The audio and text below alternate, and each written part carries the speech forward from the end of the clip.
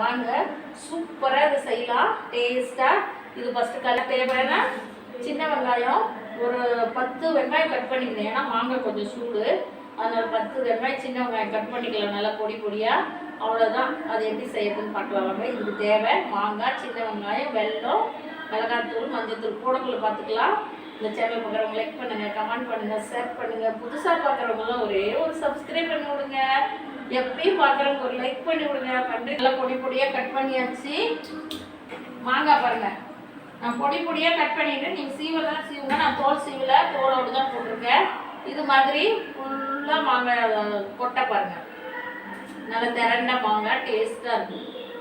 கொட்டை இது மாதிரி சீவி 2 மாங்காயில் செய்கிறேன். 10 சின்ன வெங்காயம் எடுத்துட்டு 10க்கு மேலே எடுத்துட்டேன். ஏன்னா வெயில் இப்போ தான் லைட்டாக மழை பெய்யும், நேற்று தான் மழை பெஞ்சிருக்கு.